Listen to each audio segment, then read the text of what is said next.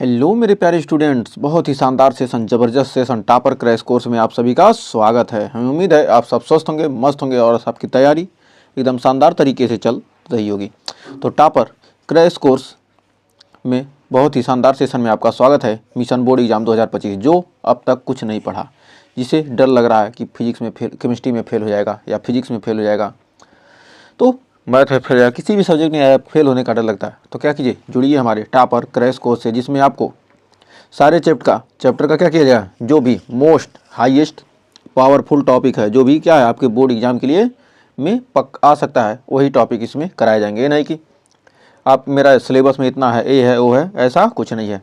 इसमें क्या है, जो भी आपके एग्जाम में पूछे जाने की ज़्यादा से ज़्यादा संभावना है उसी को कराया जाएगा। और आपको यह क्रैश कोर्स 70 में क्या करेगा, आपको 60 नंबर तो 100% दिलाने की कोशिश करेगा। और इसके बाद एक रिवीजन सीरीज शुरू करेंगे। यदि आप रिवीजन सीरीज से क्या होते हैं, जुड़ जाते हैं, तो 65 + 17 में आपका क्या है, पक्का हो जाएगा। तो इस सीरीज से जुड़ना मत भूलिए। तो आइए शुरुआत करते हैं। आज हम जय वर्ड का क्या करेंगे, खात्मा कर देंगे। तो इसका पोस्टमार्टम आज करने वाले हैं, किसमें, टॉपर क्रैश कोर्स में, एकदम शानदार तरीके से। तो आइए शुरुआत करते हैं। सबसे पहले जानते हैं जैव अणु। जैव अणु होते क्या है, कौन कौन से होते हैं। जैव अणु में हमारा क्या होता है, कार्बोहाइड्रेट होता है, प्रोटीन होता है, न्यूक्लिक अम्ल होता है और विटामिन होता है। तो जैव अणु में इन 4 जैव अणु को क्या करेंगे, हम पढ़ेंगे।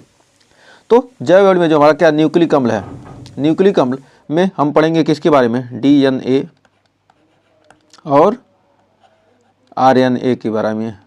RNA, तो DNA और RNA के बारे में सबसे पहले आइए शुरुआत करते हैं कार्बोहाइड्रेट के बारे में।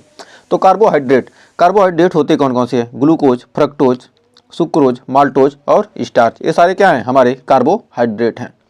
तो क्या है कार्बोहाइड्रेट, जिसमें क्या होता है, कार्बोहाइड्रेट वे होते हैं जिसमें क्या होता है, पॉलीहाइड्रॉक्सी OH के साथ क्या हो, CHO या क्या हो, CO जुड़ा हो, वो क्या कहलाते हैं, हमारे कार्बोहाइड्रेट कहलाते हैं। तो लिख सकते हैं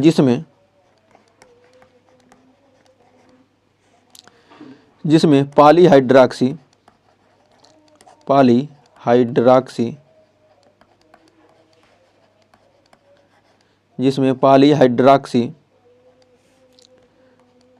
मतलब क्या हो, OH की संख्या हो और उसके साथ साथ OH के क्या हो,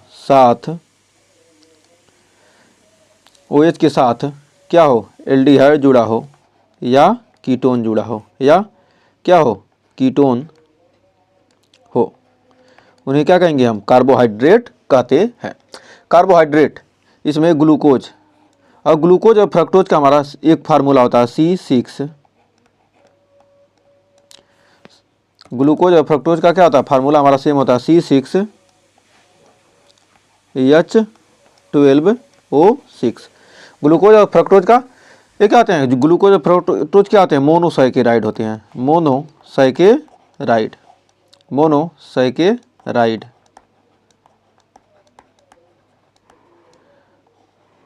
मोनोसैकेराइड होते हैं।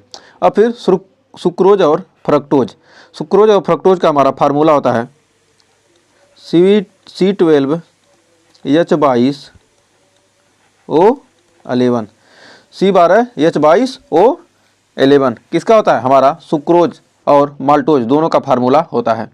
जो हमारा सुक्रोज होता है यह किससे बना होता है, यह हमारा अल्फा ग्लूकोज और बीटा फ्रक्टोज से मिलकर बना होता है। अल्फा ग्लूकोज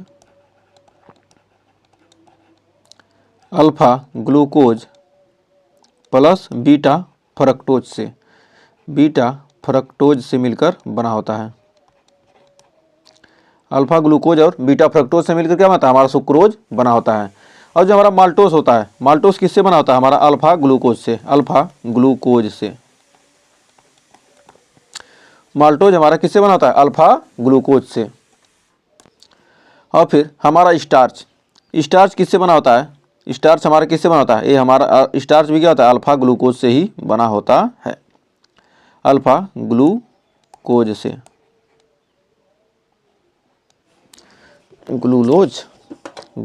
अल्फा ग्लूकोज से बना होता है ना। माल्टोज हमारा किससे बना होता है, अल्फा ग्लूकोज से। अल्फा ग्लूकोज से हमारा माल्टोज स्टार्च बना होता है। और स्टार्च क्या होता है, हमारा पॉलीसैकेराइड है। ये हमारा क्या है, पॉलीसैकेराइड। पॉलीसैकेराइड। हमारा स्टार्च क्या होता है? पॉलीसैकेराइड होता है, और स्टार्च का फार्मूला होता है C6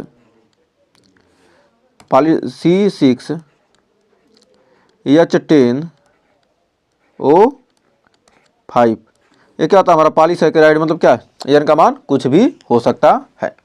तो हमें उम्मीद है यहाँ तक आपको कोई डाउट नहीं होगा। तो हमारा क्या है? ग्लूकोज का और फ्रक्टोज का फार्मूला क्या है? C6H12O6। और सुक्रोज और माल्टोज का फार्मूला था C12H22O11। जो सुक्रोज होता है अल्फा ग्लूकोज और बीटा फ्रक्टोज से मिलकर बना होता है, और माल्टोज क्या होता है? अल्फा ग्लूकोज से बना होता है।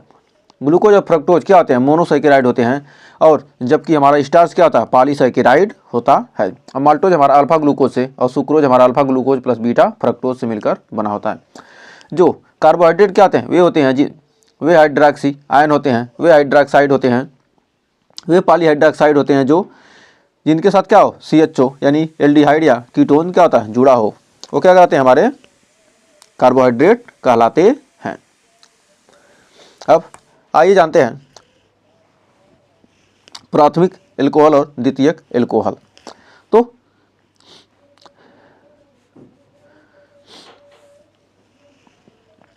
तो अब इसका हम ग्लूकोज का क्या करेंगे? हम HI के साथ क्रिया देखेंगे, फिर Br2 जल के साथ क्रिया देखेंगे, और HNO3 के साथ अभिक्रिया करें, किस प्रकार अभिक्रिया करके क्या क्या बनाता है। तो आइए देखते हैं। तो 1 डिग्री क्या है? हमारा प्राथमिक हाइड्रोक्साइड, प्राथमिक हाइड्रोक्साइड। और हमारा क्या है? 4 डिग्री क्या है? द्वितीयक हाइड्रोक्साइड, द्वितीयक हाइड्रोक्साइड। जो ग्लूकोज है इसको हम एल्डोहेक्सोज भी कहते हैं। ग्लूकोज को हम क्या कहते हैं? एल्डोहेक्सोज नाम से भी जानते हैं। एल्डोहेक्सोज, एल्डोहेक्सोज, एल्डोहेक्सोस, हेक्सोस, एल्डोहेक्सोस भी क्या कहते हैं? ग्लूकोज को कहते हैं। जब हाइड्रोजन आयोडाइड, HI का मतलब क्या होगा? हाइड्रोजन आयोडाइड, हाइड्रोजन आयोडाइड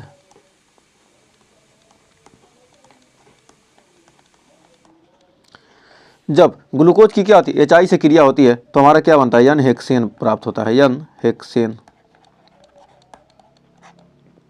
प्राप्त होता है। हमारा N हेक्सेन प्राप्त होता है। जैसे क्या हो गया? हमारा N हेक्सेन में क्या आ गया? CH3 CH2 CH2 CH2 CH3, ऐसे क्या होगा? हमारा बनता चला जाएगा। फिर ये क्या करते हैं? Br2 जल से क्रिया कराएंगे, तो हमारा क्या होगा? ग्लूकोनिक अम्ल। Br2 जल के साथ क्या करेंगे? ऑक्सीकरण कराने पर, ऑक्सीकरण कराने पर हमारा क्या बनता है? ग्लूकोनिक अम्ल बनेगा। ग्लूकोनिक अम्ल, कोनिक अम्ल प्राप्त होगा। पुनः जब ग्लूकोज की क्या कहते हैं? HNO3 के साथ क्या करेंगे? नाइट्रिक अम्ल के साथ क्या करेंगे? ऑक्सीकरण कराते हैं, ऑक्सीकरण। तो हमारा क्या प्राप्त होगा? सैकेरिक अम्ल, सैकेरिक अम्ल, सैकेरिक अम्ल प्राप्त होगा, सैकेरिक अम्ल। ये क्या करेंगे? CH3 CO का होल ट्वाइस, ओ से क्या करेंगे? हम एसिटिक एनहाइड्राइड से क्या करेंगे? क्रिया कराने पर ग्लूकोनिक पेंटाऑक्साइड बने, ग्लूकोज पेंटाऑक्साइड बनेगा। हमारा क्या? Acetic anhydride, acetic anhydride, anhydride, acetic anhydride से क्या करेंगे? क्रिया कराने पर हमारा क्या प्राप्त होगा? ग्लूकोज पेंटा एसीटेट, ग्लूकोज पेंटा एसीटेट, ग्लूकोज पेंटा एसीटेट, पेंटा एसीटेट क्या होगा? प्राप्त होगा। तो हमें उम्मीद है यहाँ तक आपको कोई डाउट नहीं होगा। तो यहाँ पर क्या बनता है? N हेक्सेन प्राप्त होता है।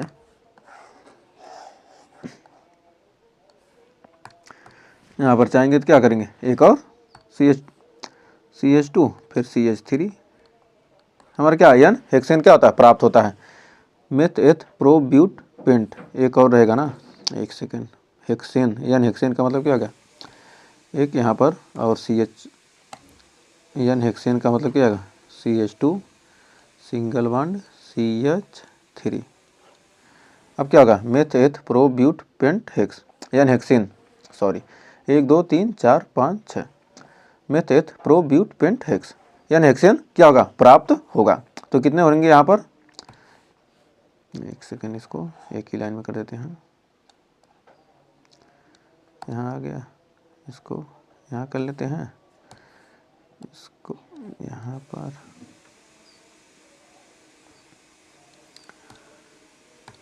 CH2 CH3, 1 2 3 4 5, और यहाँ एक क्या आ जाएगा, CH2 हो जाएगा यहाँ पर, सिंगल बॉन्ड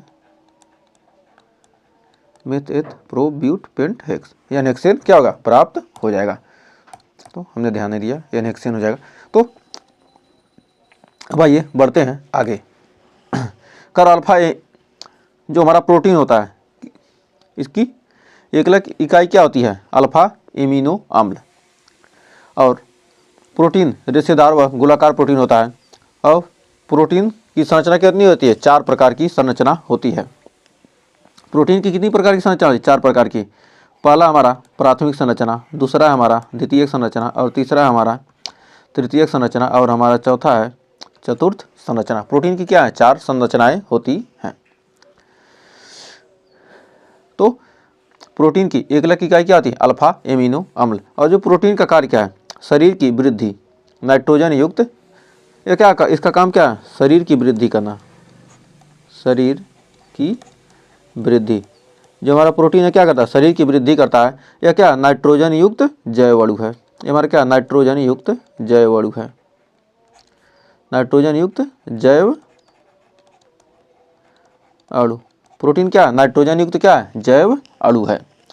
जो रेशेदार व गोलाकार प्रोटीन होते हैं, इनसे हमारी क्या क्या चीज़ें बनी होती हैं, इसे इसे इसे क्या कहते हैं, कैरेटीन, कैरेटीन यानी कि क्या, त्वचा और बाल। ये क्या होते हैं, हमारे रेशेदार प्रोटीन के क्या हैं, उदाहरण हैं। त्वचा और बाल हमारे क्या होते हैं, रेशेदार प्रोटीन से मिलकर बने होते हैं। त्वचा और बाल क्या, रेशेदार प्रोटीन से मिलकर बने होते हैं। और यह क्या होता है, हमारा हीमोग्लोबिन के निर्माण में भी क्या होता है, हीमोग्लोबिन, हीमोग्लोबिन भी क्या हमारा जैसे दिन रेशेदार प्रोटीन का उदाहरण है। रक्त, हीमोग्लोबिन क्या होता है, रक्त में ही पाया जाता है ना।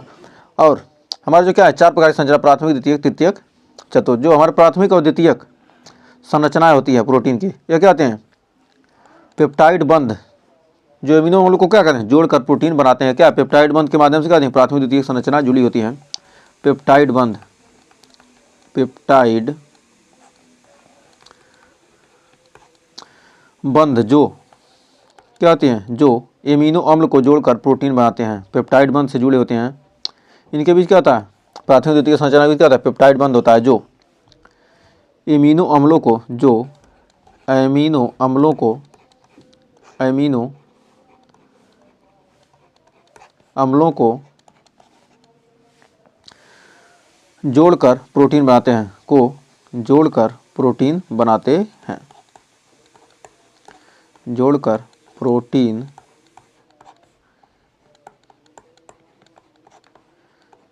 बनाते हैं।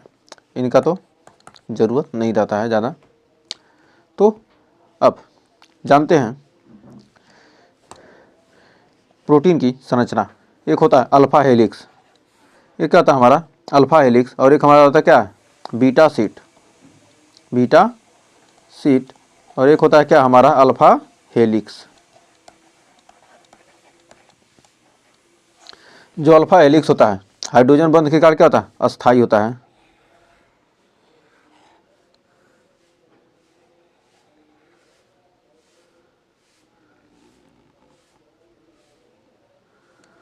तो ये हमारा क्या है, इनके बीच क्या होता है, एक हाइड्रोजन बंध क्या होता है, इनके बीच हाइड्रोजन बंध जुड़ा होता है।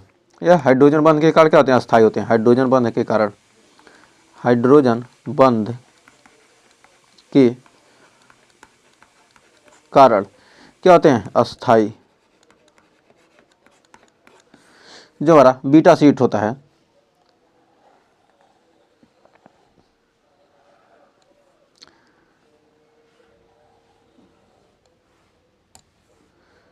जो हमारा क्या होता है? बीटा शीट होता है, ये भी क्या होता है? हाइड्रोजन बंध के कारण ये भी क्या होते हैं? अस्थाई होते हैं। हाइड्रोजन बंध के कारण, हाइड्रोजन बंध के कारण क्या होते हैं? अस्थाई होते हैं। अब आवश्यक और अनावश्यक एमिनो अम्ल के बारे में ही जानते हैं। तो हमारा आवश्यक एमिनो अम्ल और अनावश्यक एमिनो अम्ल के दो उदाहरण। जो हमारा आवश्यक एमिनो अम्ल है, दो उदाहरण, आवश्यक एमिनो अम्ल, आवश्यक एमिनो अम्ल और अनावश्यक। एक सेकंड, ये क्या हमारा आवश्यक और अनावश्यक है ना?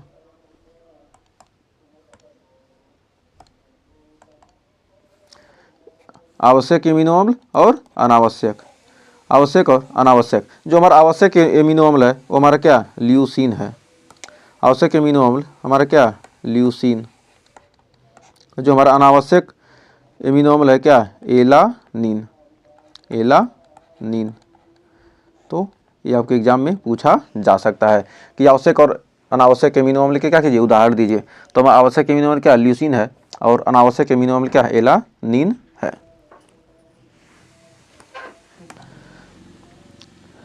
तो देखिए अगला, कर आप करके देखो। अब बताइए सुक्रोज के लिए एकलक इकाई क्या होती है? जब सुक्रोज का एकलक इकाई क्या होती है? ग्लूकोज का HI के साथ क्रिया कराते हैं तो क्या बनता है? और ग्लूकोज का Br2 जल के साथ क्रिया कराने पर क्या बनता है? स्टार्च का एकलक इकाई क्या है? तो हमने अभी तक क्या क्या पढ़ा है? पढ़ा सुक्रोज की एकलक इकाई क्या थी? Alpha glucose plus alpha glucose plus क्या था? Beta fructose. यही तो था, फ्रक्टोज। एकलक इकाई में क्या था? Alpha glucose plus beta fructose. ये किसके द्वारा जुड़े होते हैं? ग्लाइकोसाइडिक बंध के द्वारा। ये जुड़े होते हैं किसके द्वारा? ग्लाइकोसाइडिक बंध के द्वारा। ग्लाइकोसाइडिक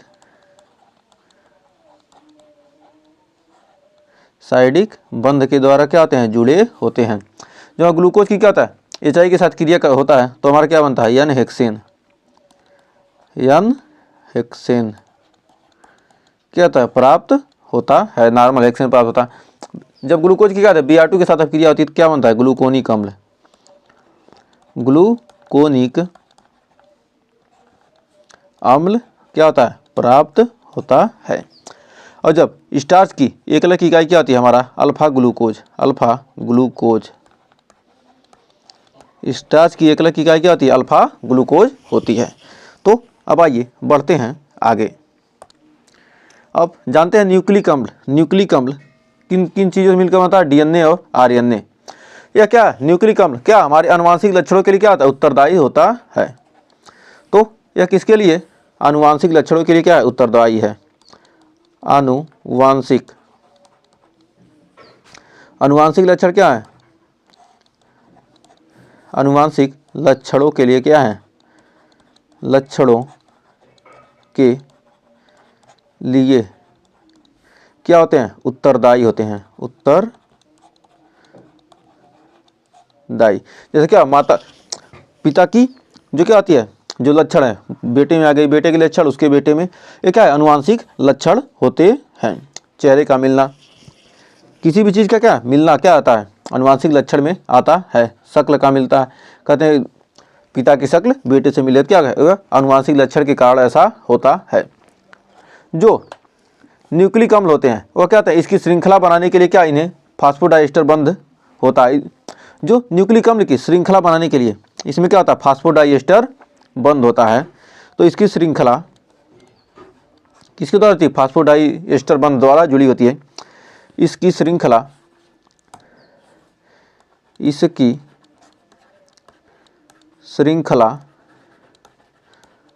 बनाने के लिए क्या है? न्यूक्लिक अम्ल की क्या करना है हमको? श्रृंखला बनाने के लिए किसकी जरूरत होती है? फास्फोडाइएस्टर बंध की जरूरत होती है। श्रृंखला बनाने के लिए लिए फास्फोडाइएस्टर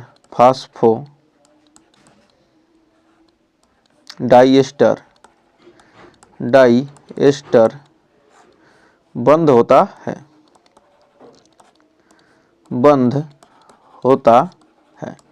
इसकी श्रृंखला बनाने के लिए क्या था, फास्फोडाइएस्टर बंद होता है। जो हमारा डीएनए की संरचना कैसी होती है, डीएनए की संरचना हमारी होती है कैसे,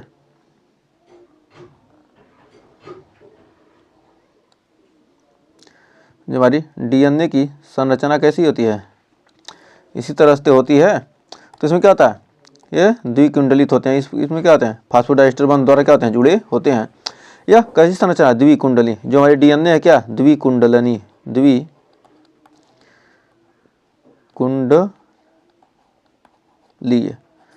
द्विकुंडली होता है।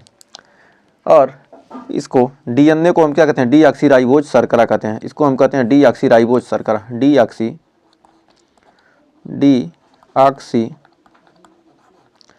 डीऑक्सीराइबोज शर्करा भी कहते हैं। डीएनए को क्या कहते हैं, डीऑक्सीराइबोज शर्करा भी कहते हैं। इसको डीऑक्सीराइबोज शर्करा कहते हैं। इसके जो नाइट्रोजन युक्त क्षार होते हैं क्या,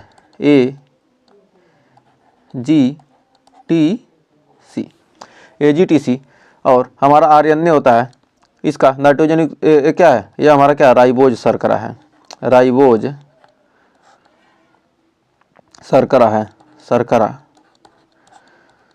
आरएनए को क्या, राइबोज शर्करा कहते हैं। इसमें नाइट्रोजन युक्त क्षार क्या होते हैं, AGUC। इसमें क्या, नाइट्रोजन युक्त क्षार क्या होते हैं, AGUC। ये हमारे क्या, नाइट्रोजन युक्त क्षार,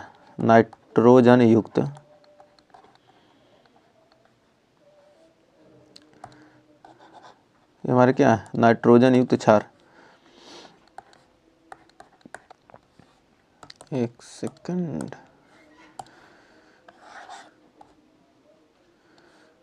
ये हमारा क्या, नाइट्रोजन युक्त क्षार।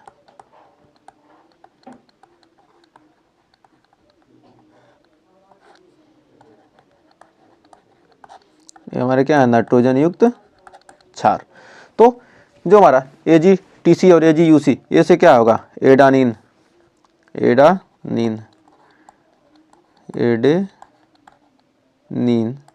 जिसे होगा हमारे क्या, ग्वानिन। T से हो जाएगा थायामीन,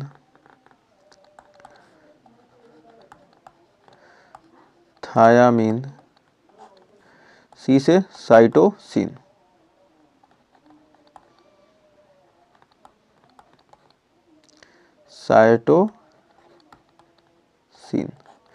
ये क्या हो गए, हमारे नाइट्रोजन युक्त क्षार। तो ये से एडानिन, जी से ग्वानिन, यू से क्या, यूरेसिल और सी से साइटोसिन, यूरेसिल। इसमें क्या होता है, इसमें यूरेसिल होता है और इसमें क्या होता है, थायामीन होता है। तो दो ही अंतर हैं। जो हमारा क्या आरएनए होता है, यह क्या होती है, एक कुंडलिनी संरचना होती है। आरएनए हमारी क्या है, एक कुंडलिनी संरचना है, एक कुंडलीय।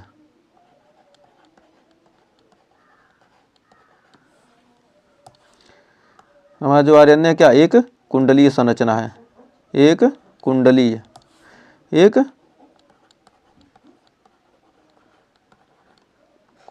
संरचना होती है। जो हमारी आरएनए क्या है, एक कुंडली क्या है, संरचना है। हमारा क्या है, आरएनए क्या, एक कुंडली संरचना होती है। तो हमें उम्मीद है यहाँ तक आपको कोई डाउट नहीं होगा। तो अब आइए जानते हैं हमारा अगला जैव अणु क्या है। हमारा है अगला जैव अणु विटामिन। तो विटामिन का काम क्या है, शरीर को रोगों से क्या करता है, बचाता है। यह हमारा विटामिन जो है क्या काम करता है, शरीर को रोगों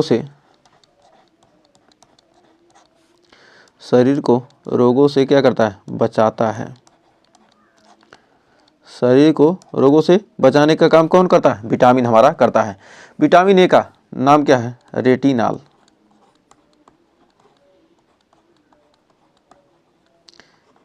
विटामिन ए का रासायनिक नाम रेटिनॉल। और B1 का क्या है? थायमीन। और B12 का है साइनोकोबालामीन। साइनोकोबालामीन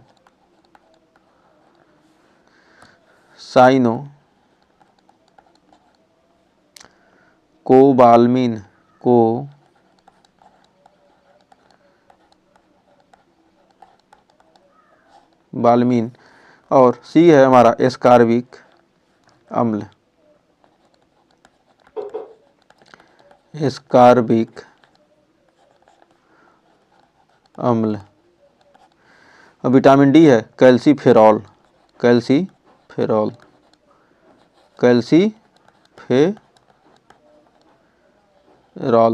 और हमारा विटामिन ई है टेकोफेरॉल। विटामिन ई है टेकोफेरॉल।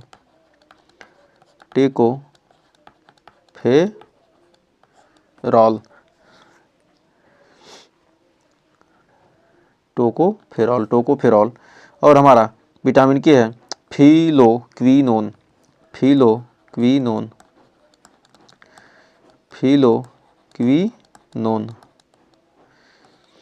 फिलोक्विनोन। तो अब आइए जानते हैं इनके काम क्या क्या हैं, इनके कमी से क्या रोग हो सकते हैं। जो इम्पोर्टेंट है उनको लिख लेते हैं। तो इनकी कमी से कौन कौन से रोग हो सकते हैं। तो हमारा विटामिन ए की कमी से कौन सा रोग हो सकता है। तो विटामिन ए की कमी से हमारा क्या होगा? रतौंधी। विटामिन ए की कमी से क्या होगा? रोग कौन सा होगा? रतौंधी हो सकता है। और जो विटामिन सी है, विटामिन सी की कमी से क्या होता है? स्कर्वी रोग।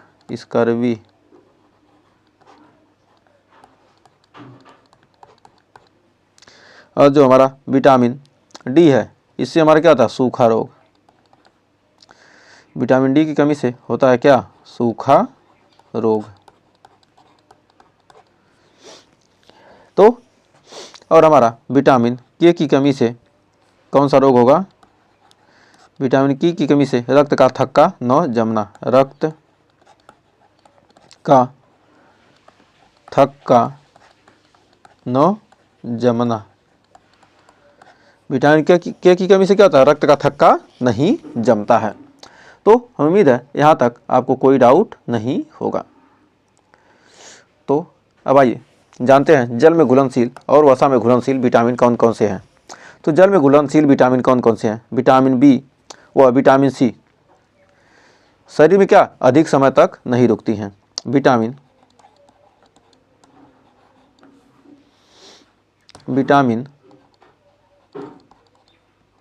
जल में घुलनशील कौन है? विटामिन बी व विटामिन सी।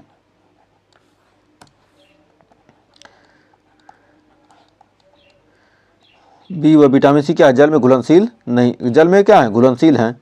यह क्या आती हैं? शरीर में ज़्यादा समय तक क्या आती हैं? नहीं रुकती हैं। शरीर में अधिक समय तक नहीं रुकती हैं। अधिक समय तक नहीं रुकती हैं।